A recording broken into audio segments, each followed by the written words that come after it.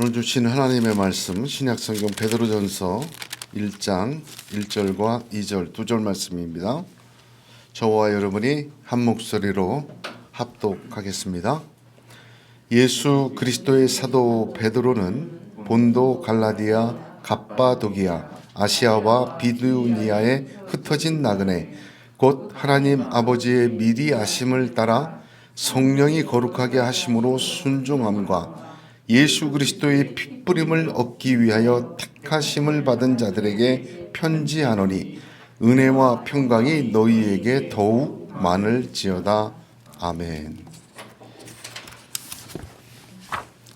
산상순을 정리하고 이렇게 책으로 만들기 위해서 잘 정리를 하고 하다 보니까 산상순 설교를 49번 그렇게 나누었어요. 한 1년 정도 절기를 빼면 이렇게 나누었는데 산상순을 마친 하는 중에도 계속해서 작년부터 하나님께서 이 베드로서를 감동을 주셔서 또 읽고 매일 읽고 묵상하고 또 하나님의 은혜를 함께 주시는 특별한 은혜가 있겠다 해서 주목해서 보고 붙들고 또 기도하고 또 묵상하고 저는 매일 하루에 한 번씩 베드로전서를 읽고 묵상하고 했던 것 같습니다. 오랜 동안 그렇게 준비를 시키셔서 이 베드로서를 저와 여러분에게 주신 하나님의 다 이해할 수 없는 뜻이 있는 줄로 믿습니다. 이 하나님의 기가 막힌 역사가 베드로 사도를 통해 주시는 말씀을 통해 저와 여러분에게 넘치도록 임하기를 주님의 이름으로 축복합니다. 하나님께서는 이사야 선지자를 통해서 이렇게 말씀하셨습니다. 비와 눈이 하늘에서 내려서는 다시 그리로 가지 않고 토지를 적시어서 싹이 나게 하며 열매가 맺게 하여 파종하는 자에게 종자를 주며 먹는 자에게 양식을 줌과 같이 내 입에서 나가는 말도 헛되이 내게로 돌아오지 아니하고 나의 뜻을 이루며 나의 명하여 보낸 일에 형통하리라 하셨습니다. 하나님의 입에서 나오는 말씀은 하나님께로 흘러가는 것이 아니라 반드시 그 뜻을 이 땅에서 이루십니다. 형통케 하십니다. 우리가 예수 믿는 믿음이 있어요. 믿음의 분량이 다 틀리긴 합니다만 믿음이 있고 기도의 제목도 있고 인생과 생업과 관계에 대한 하나님 앞에 소원도 있고 신앙적인 것뿐만 아니라 삶의 모든 것들이 어쩌면 씨앗이 밭에 뿌려진 것처럼 가득합니다.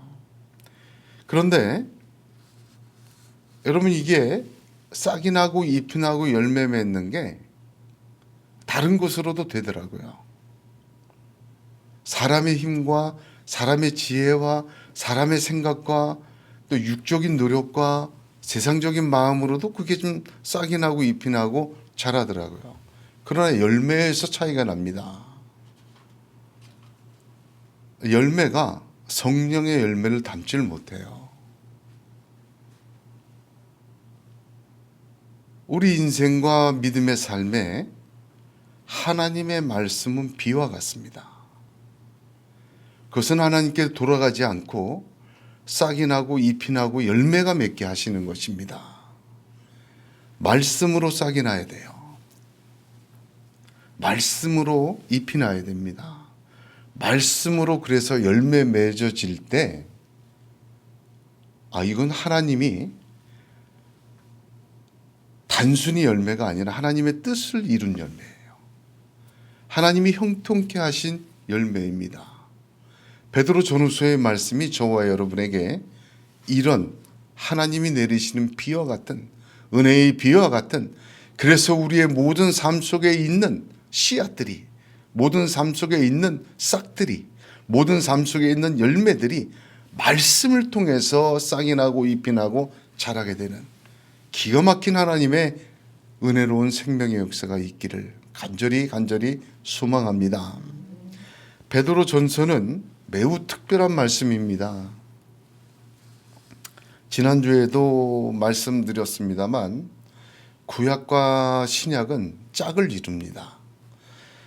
하나님의 지혜로 된 것이기 때문에 저는 보면 볼수록 정말 기가 막힙니다. 어떻게 사람이 이렇게 사람으로는 할 수 없는 정말 하나님 말씀이구나 연구하면 연구할수록 고백되어져요.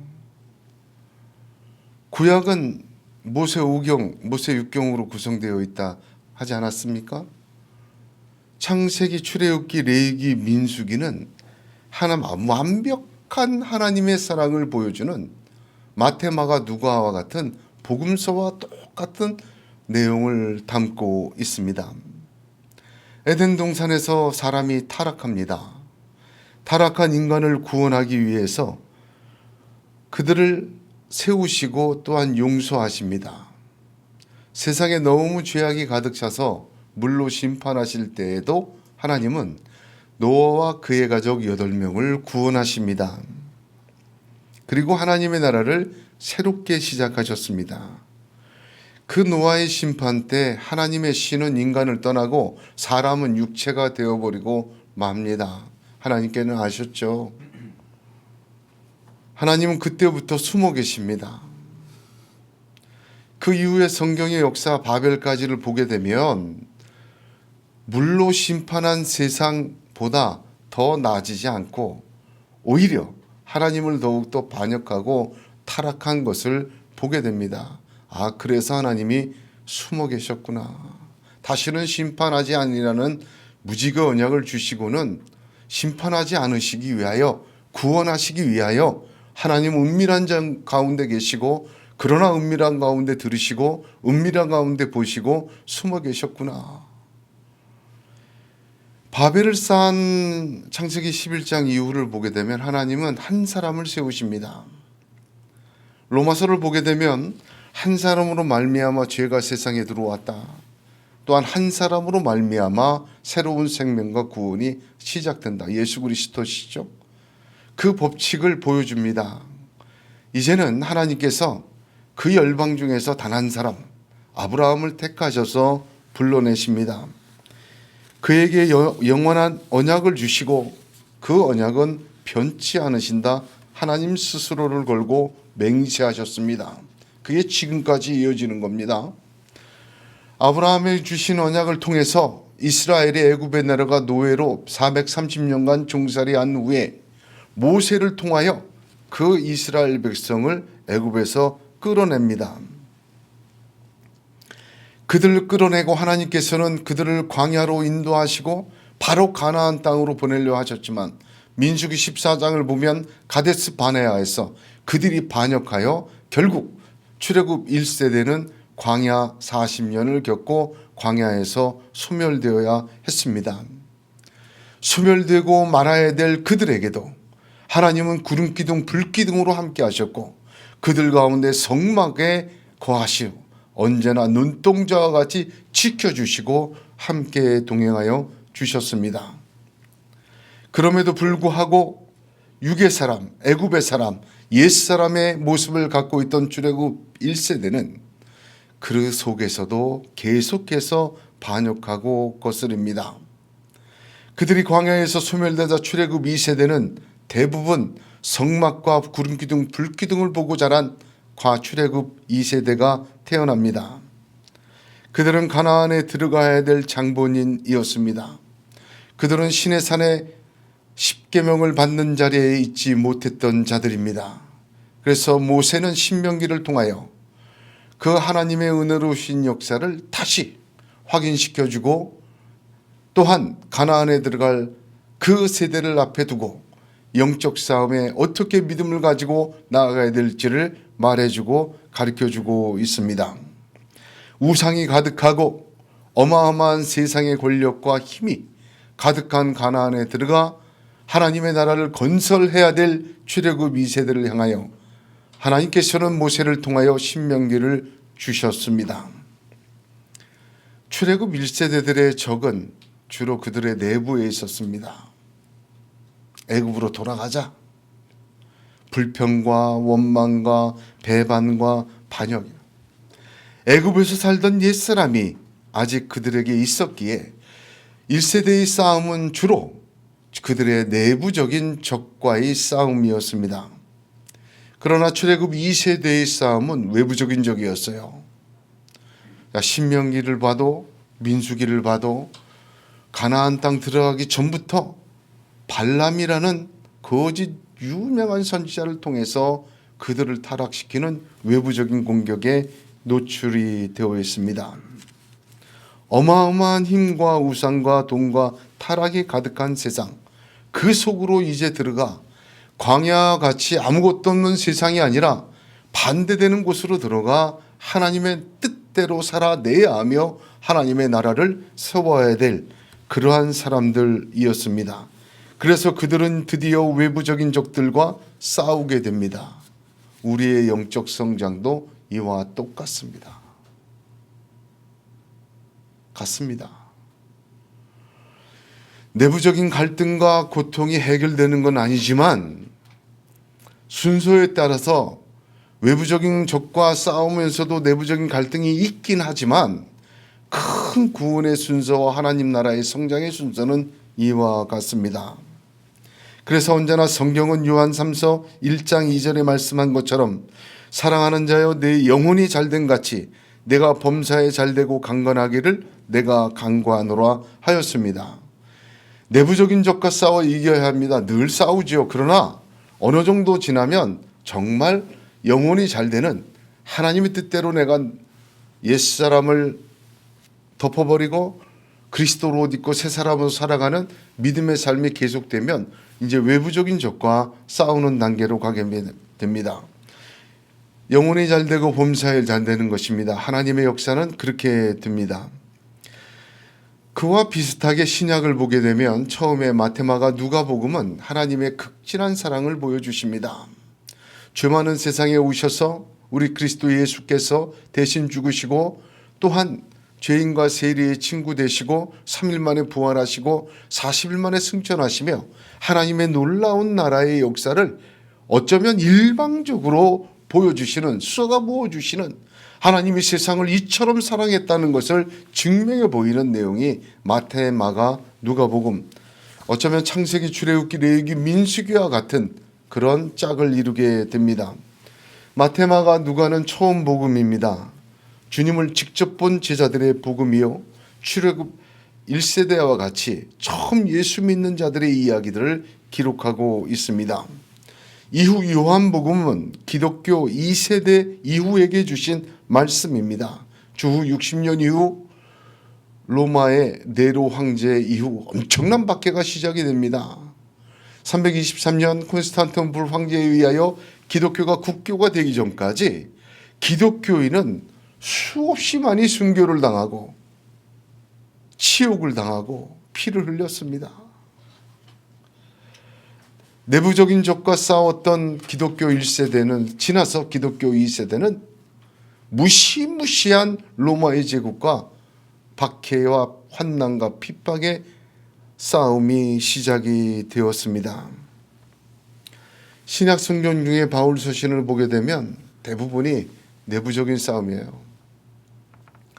그러나 공동서신이라고 하는 이 공동서신은 외부적인 싸움에 대한 사도들의 편지요 하나님의 계시입니다.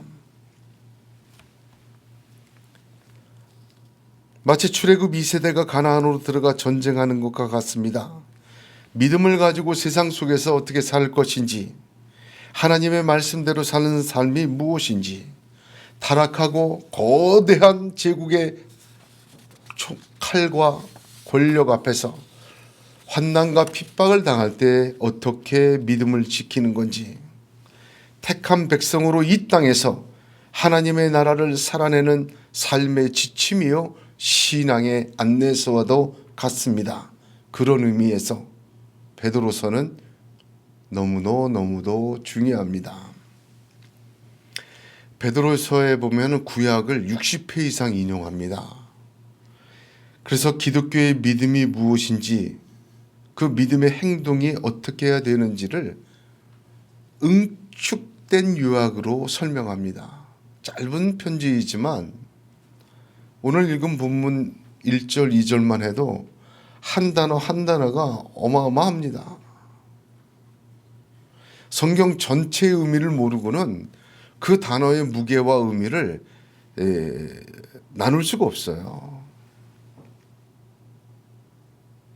아주 엑기스죠. 응축된 단어들을 사용해서 믿음을 가지고 세상을 살아가는 기독교인들에게 닥쳐오는 환난과 핍박, 어려움들, 그렇게 내부적으로도 하나님은 나의 왕이시여 나의 통치자라고 고백했음에도 불구하고 다가오는 감당 못할 핍박과 환난과 어려움과 고통들이 왜인지, 그 환난을 이겨내는 믿음의 가치가 무엇인지, 어떻게 이겨나가야 하나님께 영광되며 승리의 나팔을 불 것인지 베드로서는 저와 여러분에게 그 말씀의 은혜를 주고 계십니다.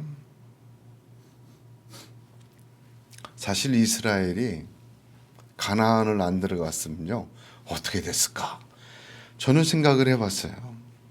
광야를 삥삥 돌다가 그냥 광야에서, 아무도 없는 광야에서, 누구도 소유권을 주장하지 않는 광야에서 울타리를 탁 짓고 말이죠. 지금도 만나와 메추라기를 먹어가면서 구름기둥 불기둥이 거기 떠 있고 하나님의 성막이 그냥 있다면 어떻게 됐을까요? 가나안 안 들어가고 말이죠. 가나안 들어가서 열왕기서나 역대기서를 보게 되면 엄청나게 타락하지 않습니까? 그 우상. 그런 데와 뚝 떨어져서 청정 지역에서 말이죠. 마치 비닐하우스의 온상처럼 딱 구별돼서 지금도 구름기둥 불기둥 떠 있고 성막이 있고 하늘에서 만나줘서 먹고 그렇게 사는 나라가 됐다면 그 하나님 나라 더 귀한 거 아닐까? 굳이 가나안을 꼭 들어가야 했나? 만약에 지금도 그렇게 살고 광야에서 울타리 짓고 나라 세워서 하나님 나라 살고 있었다면 아마 그 나라는 그들만의 나라였을 거예요. 하나님은 그 우상과 이단과 두려움과 힘이 가득한 곳으로 하나님의 백성들을 보내서 전 세계 모든 곳에 우상과 이단을 꺾으시고 하나님의 나라를 바로 그 땅 위에 그 세상 속에 세우기를 원하신다. 그렇게 고백하지 않을 수가 없습니다. 또 하나는 그 가나안 땅에 들어가서 여호수아서를 보게 되면 지금도 전쟁하고 있죠. 지금도 전쟁하잖아요. 팔레스타인과 블레셋, 그때는 블레셋, 지금은 팔레스틴. 그 1000년도 넘은 전쟁이에요. 그 전쟁 안 끝납니다. 정말 그럴 것 같아요. 그 속에서 이렇게 왜 전쟁을 하고 어려운 곳에 집어넣는가? 이 고난의 신비가 거기에 있고 하나님께서 주신 놀라운 신비로운 은혜가 거기에 있습니다. 이스라엘이 출애굽해서 애굽의 노예로 살던 것, 그 때를 어디서 벗었냐? 광야에서 벗었는데 그 때를 광야에서 벗은 것뿐만 아니라 가나안을 들어가는 여리고 성부터 시작해서 그들이 갖고 있던 모든 하나님 외의 것들이 사라지기 시작합니다. 평화롭고 안일할 때, 먹을 거 있고 마실 거 있을 때 애굽인지 가나안인지 그들에겐 중요하지 않았어요. 돌아가자.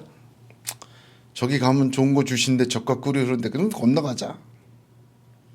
심지어는 10지파 중에 2지파 반은 안 들어갔어요.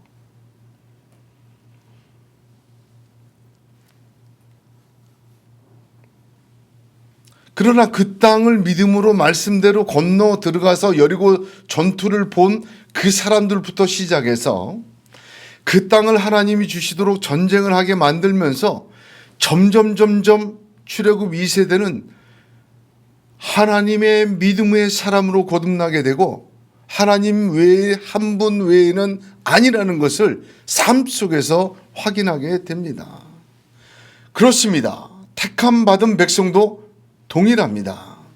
바울은 빌립보서 1장 30절에 너희에게도 같은 싸움이 있으니 너희가 내 안에서 본 바요 이제도 내 안에서 듣는 바라 하였습니다. 그렇습니다. 같은 싸움이 믿는 사람에게도 있는 것입니다. 처음에 예수 믿고 구원받고 얼마나 감격이 큽니까? 불신의 가정에서 예수를 믿은 사람, 모태에서 예수를 믿은 사람 좀 달라도 살다 보면 예수 믿고 나서 엄청나게 기쁘고 감사하고 감격이 있지만 내 옛사람과 싸움이 시작이 되고 모태로부터 예수를 믿었어도 세상에 나가서 공부하고 세상 사회생활 하다 보면 그 옛사람과 육의 사람 모습과 내 모습이 괴리되는 것을 보고 또 싸우게 됩니다. 그렇게 싸우는 중에서도 그런 영적 싸움을 하면서도 그런 속에서도 어려움이 당하고 두려움이 당하고 나는 잘 믿고 나는 믿음을 고백해도 계속해서 환난과 핍박이 어쩌면 더 크고 더 불가항력적인 것들이 내게로 다가옵니다. 그러나 그 속에서 말씀대로 살아야 됩니다. 내가 그리스도임을 증명하는 게 아니라 하나님께서 그 놀라운 환난과 고통을 통하여 내가 너를 얼마나 사랑하는지, 내가 너를 어떤 존재로 세웠는지 증명해 주십니다.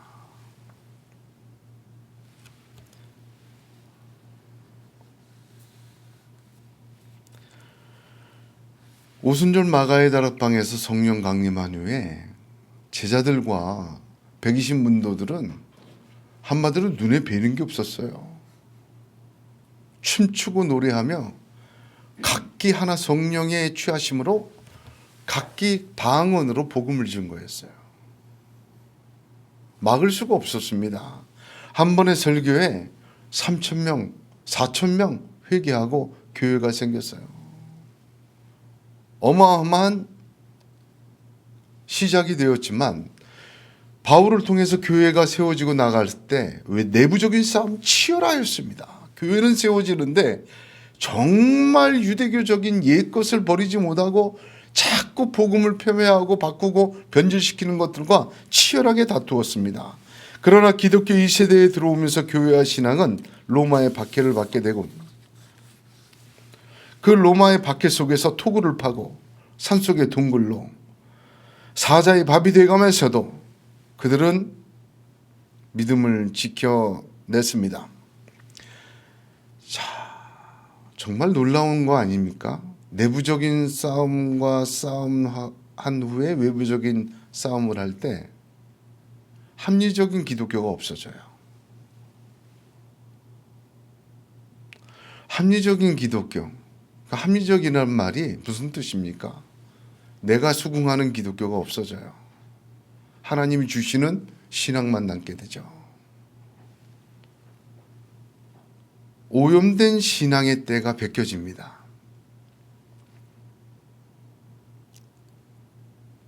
그리스도로 옷 입기보다는 철학의 초등학문과 세상의 테크놀로지와 성공신화로 뽐내던 화려한 옷이 다 벗겨집니다. 오직 믿음, 오직 예수, 오직 성경만 남게 됩니다.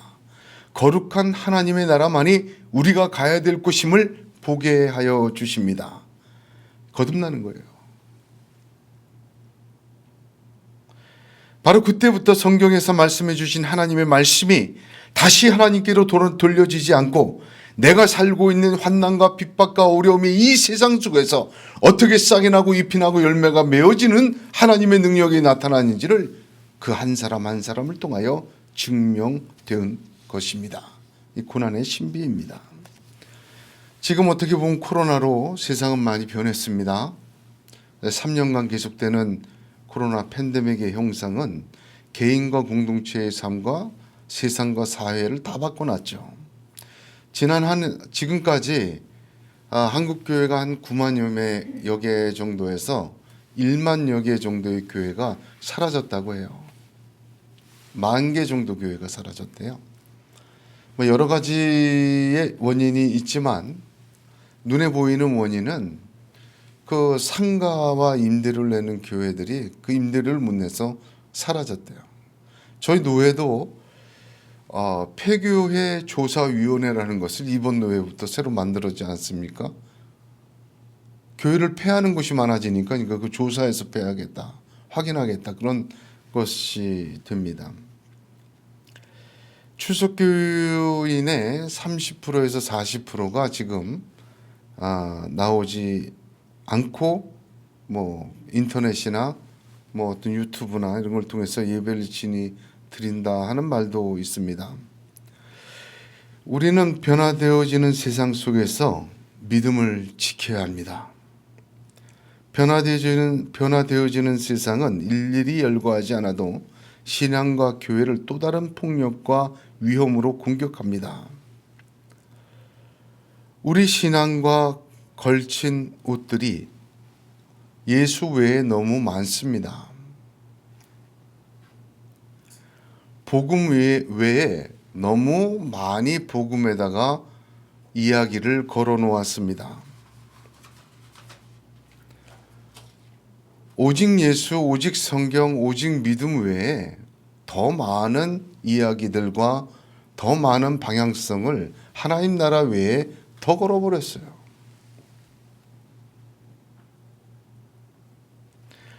어쩌면 이런 세상 속에서 살고 있는 저와 여러분에게 하나님의 이 주시는 외부적인 도전들은 오직 예수, 오직 믿음, 오직 성경만 남게 하시는 또 다른 하나님의 섭리의 역사인 줄로 믿습니다.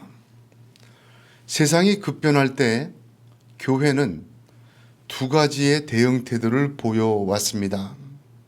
첫 번째는 변화되는 세상에 맞추어 어떻게 하면 사라지지 않고 살아남을까라는 전략을 연구하여 복음의 기본적인 본질은 놓아두고 모든 것을 바꾸어서 세상 속에서 존재하는 교회로 살아남기 위해 변화하는, 그래서 교회도 2000년을 들어서면서 메가 트렌드라는 말을 많이 썼습니다.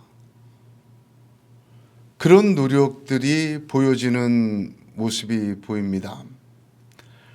복음의 본질만 남기고 모든 것을 바꾸겠다고 하면서 최우선의 목표가 살아남는 겁니다. 우리 IMF 때 그럼 IMF 겪으신 분들은 아시죠? 강남에 돈 많은 분들은 그랬대잖아요. 이대로 쭉 그러면서 건배했대요. 너무 좋다 이거 IMF 되니까. 돈도 확 벌리고 길도 안 막히고 하고 싶은 거 다 한다. 어려워진 세상과 코로나 팬데믹은 굉장한 사건입니다. 역사에서. 역사의 주인이신 하나님께서 이렇게 역사하시고 이끌어 가실 때 빨리 알아차려야 돼요. 하나님이 우리를 지금 벗기시는구나. 너무 많이 우리가 덮어쓰고 있구나. 근데 그 속에서 해오던 대로 누리기 위하여 내가 변화하겠다. 말이 안 되는 거죠. 그래서 코로나 시대의 생존 전략, 이런 세미나도 합니다. 그렇게 살지 말라고 하나님 주신 역사인데 그렇게 계속 살아가겠다고 변화되는 세상에 변화하는 교회와 신앙을 만든다고 합니다. 그러다 본질을 다 놓쳐요. 제가 이렇게 보니까 본질은 안 놓친 것 같아. 안 놓쳤다고 말해요. 대신에 본질을 말하지도 않습니다. 왜? 그러면 싫어한대요. 그러면 간대요. 저에게 어떤 목사님이 그런 충고를 해줬어요. 김 목사, 부임해봐. 김 목사처럼 그렇게 말 못해. 하고 싶지. 그렇게 할 수가 없어. 그렇습니다. 그래서 제가 부임 안 했습니다.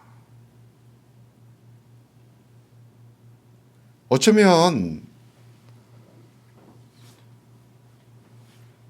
변화에 맞추어 내가 변화하겠다는 이런 시도들은 가장 좋은 노력과 몸부림일지 몰라도 좋지 않은 영향 결과를 많이 냈던 것을 보게 됩니다. 두 번째 변화는 어떻게 대응하느냐? 수도사적 교회로 바꾸는 거예요. 자, 극단적이지만 정말 믿음만 갖자.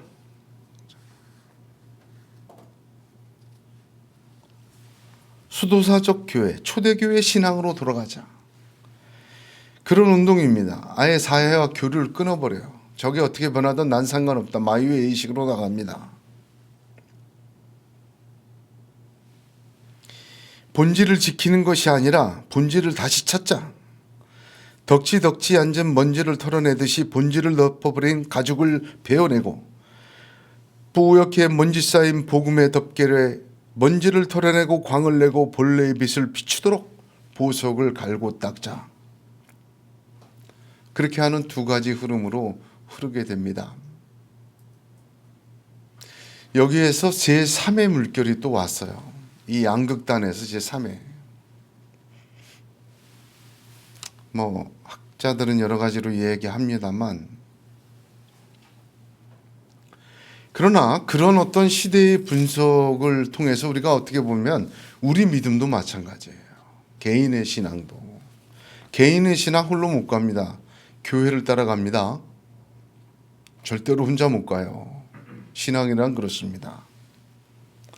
개인도 개인의 삶의 고난과 역경이 다가오면 이 두 가지의 변화의 방향을 추구하게 되더라고요.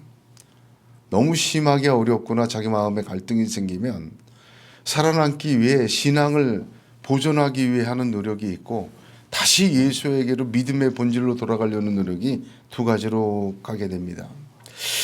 어떤 것이 옳고 어떤 것이 그르다, 저는 감히 그것에 대한 판단은 하기 원치 않습니다. 그러나 하나님의 뜻을 알고 이 세대와 이 시대 속에서, 이 외부적인 위협과 도전 속에서 우리는 우리의 믿음이 오직 성경, 오직 믿음, 오직 예수에게로 세워지는, 하나님 한 분 외에는 더 귀한 것이 없고 우리가 가야 될 곳이 하나님 나라라는 것을 정확하게 보게 되는 그러한 믿음의 역사가 있기를 원합니다. 그것이 출발이요, 그것이 과정이요, 그것이 목적이 되기를 원합니다. 굉장히 중요한 말이에요. 목적은 하나님의 나라이면서도 출발과 과정을 성경과 예수 그리스도가 아니라 다른 곳에서 하는 사람 많기 때문에 그렇습니다. 그것이 우리의 출발과 과정과 목적이 되고 전부가 되어지는 것이라면, 이 환난도 어려움도 다가오는 역경도 하나님이 우리로 하여금 이스라엘 백성을 보게 하셨잖아요. 이스라엘 백성이 가나안 들어가서야 비로소 그들의 삶 속에서 하나님의 말씀이 하나님께로 돌아가지 아니하고 열매로 맺어지고 그들에게 붙어있던 모든 것이 제해지고 하나님의 온전한 믿음으로 세워졌던 것처럼 저와 여러분의 개인의 인생도 그렇게 인도하시고 역사할 줄로 믿습니다. 하나님의 새 창조입니다. 그런 영적 싸움 마다할 이유가 없습니다. 그런 도전과 두려움이라면 물러설 이유가 없습니다.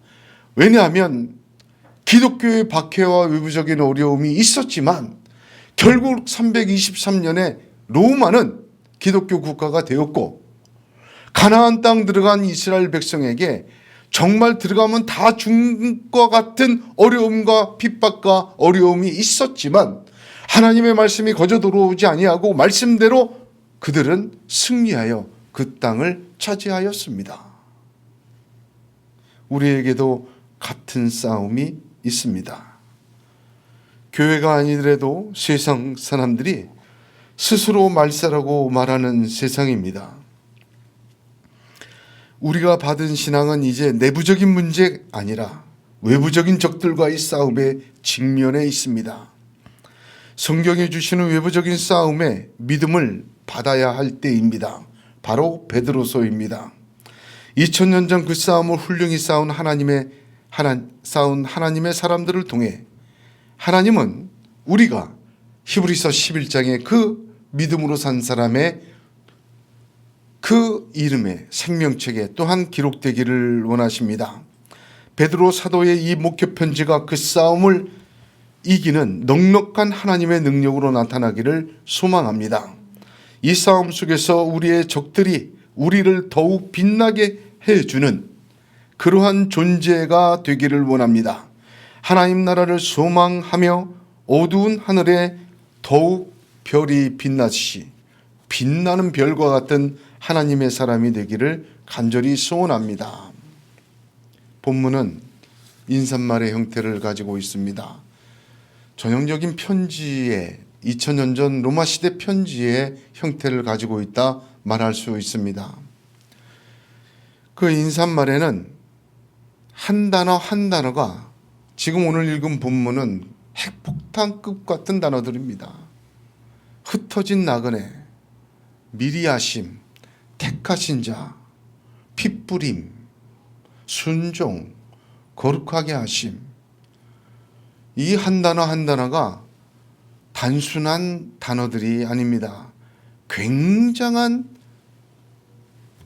깊은 의미를 가지고 베드로 사도는 이 두 절을 시작합니다. 그러므로 그냥 인사말 정도로 우리가 읽고 지나가서도 안 되겠습니다. 왜냐하면 기록한 베드로 사도 자체가 한 단어 한 단어를 골라 쓰고 얼마나 깊은 내용으로 이 인사말을 먼저 시작했는지 모릅니다. 다음 주에도 연이어서 구체적으로 보겠습니다만 오늘은 그 형식을 보면 잘 보세요. 이 두 절의 편지를 두 절을 보게 되면 세 부류가 나타납니다. 편지를 쓰는 사람, 예수 그리스도의 사도 베드로는 저자이죠. 편지를 쓰는 사람을 누구인지 밝힙니다. 두 번째는 편지를 받는 사람이 누구인지를 밝히는데 상당한 부분을 할애합니다. 흩어진 나그네, 하나님 아버지의 미리하심을 따라 성령이 거룩하게 하심으로 순종함과 예수 그리스도의 핏부림을 얻기 위하여 택하심 받은 자. 편지를 받는 사람에 대하여 밝힙니다. 세 번째, 마지막 2절의 마지막을 보게 되면 편지하노니 은혜와 평강이 너희에게 더욱 많을지다. 편지의 목적을 밝힙니다. 자, 그러면 베드로 사도는 본격적으로 이 영적 싸움과 승리를 말하기 전에 세 가지를 인사말에 넣었습니다. 첫째는 말하는 자가 누구인지, 둘째는 듣는 자가 누구인지, 세 번째는 이 편지가 무엇인지, 한마디로 정체성이다 이야기할 수가 있습니다. 말하는 자의 정체성을 밝혔어요. 예수 그리스도의 사도 베드로, 듣는 자, 들어야 할 자, 성도들의 정체가 무엇인지 밝혔어요. 흩어진 나그네, 택함 받은 자다. 또한 이 편지의 정체를 밝혔습니다. 은혜와 평강이 더욱 더 많을지어다. 영적 싸움에서는요, 1, 2절에서 우리가 잊지 말고 가려야 할 걸, 영적 싸움에선 정체성이 중요합니다. 내가 누구인지 아는 것 중요해요. 성도가 누구인지, 말씀 전하는 자가 누구인지, 하나님의 말씀이 어떤 것인지 거기에 대한 확신을 갖고 시작해야 하는 것입니다.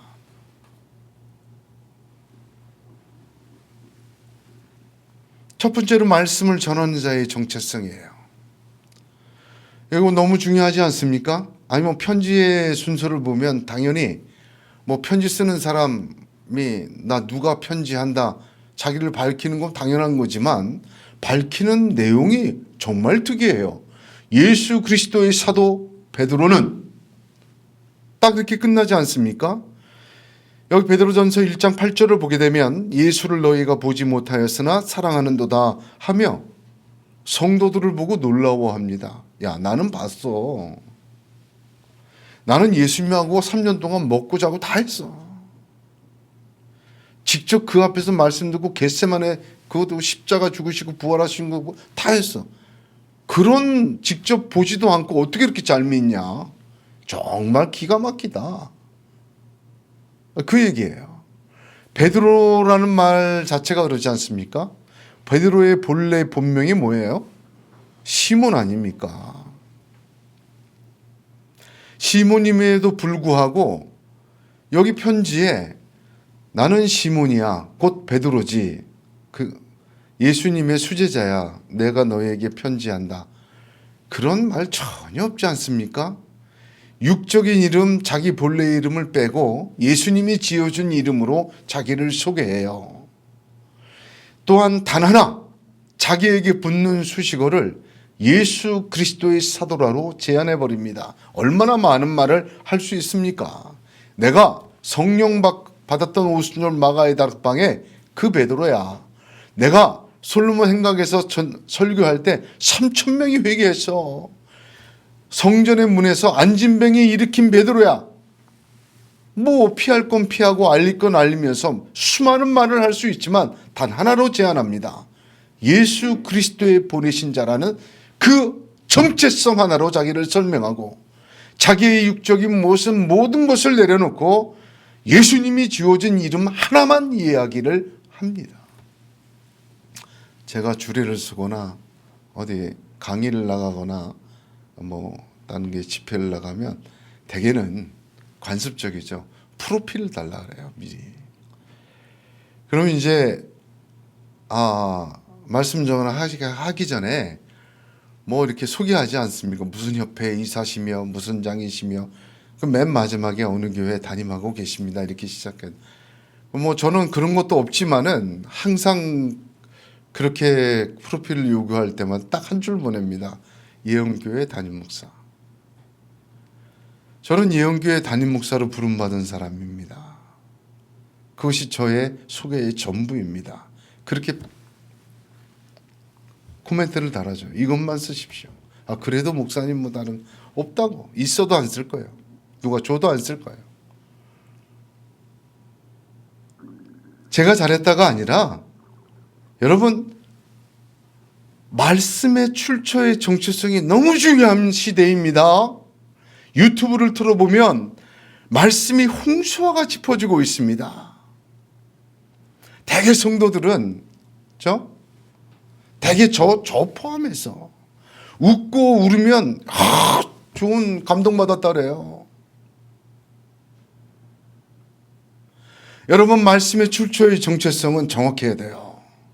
어느 시대보다 영적 싸움을 통하여 환난과 핍박이 있는 세대에서 하나님의 사람으로 그 환난과 핍박이 오히려 우리로 하여금 하나님의 말씀으로 통하여 싹이 나고 잎이 나고 열매가 맺게 하시려는 역사가 있는 믿음을 지키려면 제일 먼저 중요한 게 말씀의 통로가 누구인가? 그 정체성이 무엇인가? 오직 성경인가? 오직 예수인가? 오직 믿음인가? 돌아봐야 합니다. 말씀을 전하는 자의 정체성도 중요합니다. 이걸 간과해서는 안 돼요. 이걸 가볍게 여겨서는 안 됩니다.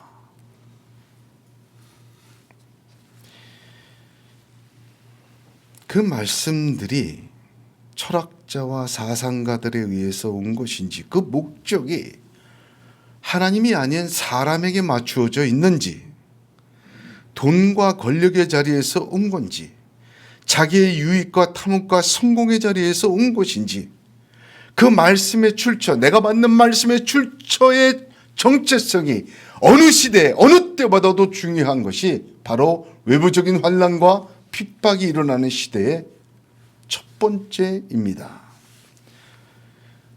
이렇게 보면 얼마나 기가 막히게 해석을 합니까? 대개 사람들은 듣지 못했던 그 얘기들을 들으면 은혜 받았다 그래요. 그래서 말하는 사람은 어느 사람은 듣지 못했던 뭔가 새로운 걸 말하려고 자꾸만 갖다가 붙입니다. 선동 잘하면 잘 들었다고 해요. 감동을 주고 뭔가 울림이 있다 그러면 잘 들었다고 해요. 어떤 해결의 방식이 있고 어떤 공식과 비결처럼 딱딱 떨어지면 이야 그렇구나라고 좋아합니다. 더 중요한 게 있습니다. 그 말씀의 출처, 그 말씀이 나오는 통로, 그 말씀을 전하는 자의 정체성 굉장히 중요합니다. 그가 예수 그리스도 안에 있는지, 예수 그리스도가 보내신 자인지, 그것으로 만족하고 그것으로 최고이고 그것밖에 내세울 게 없는 자인지, 말씀의 출처, 말씀의 내용, 말씀의 출처, 말씀의 통로, 그 정체성, 어느 시대보다 중요한 것입니다. 두 번째, 내 정체성이 중요합니다. 여러분 깊이 생각해야 합니다. 사실 방황하게 되고 혼란스럽고 어려움 닥치면 내게 왜 이런 어려움을 주셨을까 막 고민하게 되고 어려워집니다. 어려워질 때 왜 이런 것을 주셨을까라고 생각하지 말고 내가 누구인지 생각하시기 바랍니다. 어쩌면 이해할 수가 없어요. 어쨌든 무조건 우리는 이유를 찾으려고 해요. 그러다 보면 자기를 탓해요. 내 죄 때문에 이런 게 시작돼서. 예수님 태어나면서부터 맹인된 자가 누구 죄 때문인가? 똑같아요. 사람들은 이유를 찾아요. 그래서 누구를 공격하고 누구의 탓을 돌리고 자기 탓하게 돼요. 자기를 미워하게 되고 남을 미워하게 되고, 원인을 알았으니 해결도 나왔습니까? 절대로 해결은 못 나와요. 여러분 방황하고 어려운 일들이 닥칠 때마다, 내가 감당하기 힘든 당황스러운 일들이 벌어질 때마다 내가 누구인지를 확인해야 합니다. 그럼 답이 나와요. 왜? 자기 자신이 제자리로 돌아오기 때문에. 내가 내 자리를 잃고 내 모습을 잃고 한마디로 정신줄 놓고 아무리 돌아다니고 생각해봐야 아무것도 얻질 못해 해결이 안 돼요.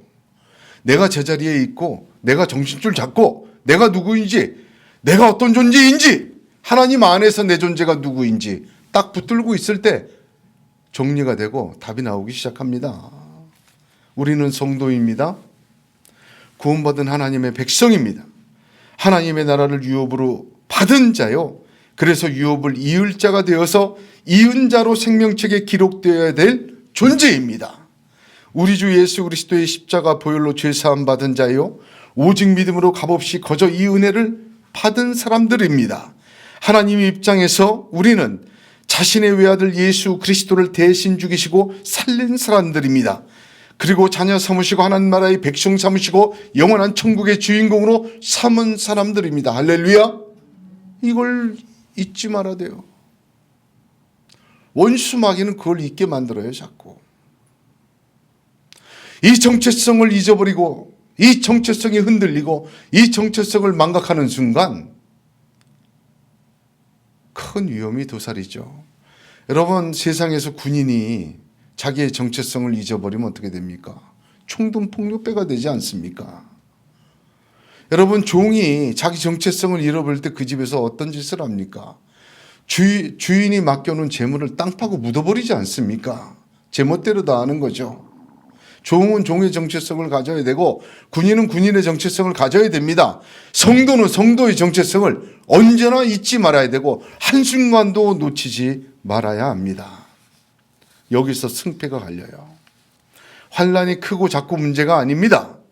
성도는 영적 싸움에서 내가 성도다, 하나님의 도장이 내게 있다, 하나님은 나를 사랑하신다, 하나님께 내게 주신 말씀대로 지금은 내가 이러고 있고 어려움 속에 있지만 그 많은 시편 기도처럼 나는 하나님의 사람이다 고백하고 믿음으로 붙들기 시작할 때 원수막이 물러나죠. 우리 눈으로 통하여 하나님 보여주시고 우리 앞에 있는 어려움과 환난을 통하여 더욱 빛나게 하시고 하나님께서는 우리를 제자리에 앉아있는 우리를 통하여 하나님의 놀라운 말씀으로 싹이 나고 잎이 나고 열매 맺게 하시는 능력으로 역사하였습니다. 본문에 나온 성도의 정체성은 흩어진 나그네 한마디로 규정합니다. 그런데 2절에 바로 어떻게 시작합니까? 곧 이렇게 시작하죠. 곧. 하나님의 미리 하심을 따라 성령이 거룩하게 하심으로 순종함과 예수 그리스도의 핏부림을 받은 자라고 정의합니다. 잘 보세요. 성부 하나님, 성자 하나님, 성령 하나님, 삼위일체 하나님이 다 등장합니다. 여러분, 저와 여러분은 삼위일체 하나님의 역사로 여기 앉아 있는 것입니다. 아멘. 이걸 흔들 자가 없습니다. 누가 흔들겠습니까? 성부 하나님, 성령 하나님, 성자 하나님의 역사로 저와 여러분이 앉아 있고, 그런 하나님의 역사가 있는 자로서 환난과 어려움을 마주하고 있는 것입니다. 무엇이 두렵습니까? 무엇에 우리가 혼란스럽고 어렵겠습니까? 우리가 성도 되는 것은 이 속에 아무런 적이 없어요. 하나님이 하신 것만 기록해요. 여러분, 하나님께서 우리를 위하여 이렇게 하셔서 우리가 성도 된 거예요. 우리가 못한 거 한 자도 안 나오잖아요. 하나님의 놀라우신 미리 하심과 택하심과 만세전부터 기억하시고 독생자 예수 그리스도를 대신 죽이시고 삼위일체 하나님의 역사예요. 우리가 성도라고 불리우고 있는 것입니다. 할렐루야. 세 번째는 여러분, 말씀의 정체성을 잊지 말아야 돼요. 편지하노니 은혜와 평강이 더욱 넘칠지어다. 더욱 있을지어다. 더욱 많을지어다. 하나님의 말씀의 정체성이 뭡니까? 은혜와 평강이 더욱 많아지는 거예요. 여러분, 이것을 꼭 붙들어야 합니다. 은혜와 평강이라는 단어도 굉장히 깊은 내용이지만 단순한 인사말이 아니에요. 이미 은혜와 평강을 얻었습니다. 성도는. 그러나 말씀을 통해서 자기가 받은 구원과 자기가 받은 은혜가 더욱더 은혜로워지고 더욱더 평강의 자리로 나아가길 원합니다. 성경을 읽으면서 위로받으세요. 성경을 읽으면서 은혜 더하세요. 성경을 읽으면서 주신 말씀의 목적은 은혜와 평강이 더욱더 많아지기 위함입니다. 성경을 보면 볼수록, 말씀을 들으면 들을수록 그 말씀의 정체성이 저와 여러분에게 나타나기를 원합니다.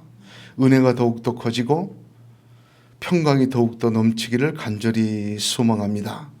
교회를 나오면 나올수록 더욱더 은혜 받고, 말씀을 들으면 들을수록 더욱더 빛이 나고, 말씀을 듣고 충만해지면 더욱더 보여지고 더욱더 영광 돌리는 그러한 성도들이 되시기를 바랍니다. 하나님께서는 우리에게 베드로서를 주셨습니다. 이 말씀을 통해 우리의 정체성이 보석과 같이 드러나기를 간절히 소원합니다. 어떤 외부적인 어려움과 싸움과 환난과 영적인 전쟁도 넉넉히 이기는 하나님의 능력의 역사가 말씀을 통해서 저와 여러분과 우리 교회에 가득 이루어지고 나타나는 하나님의 영광이 있기를 간절히 소망합니다. 기도하겠습니다. 거룩하신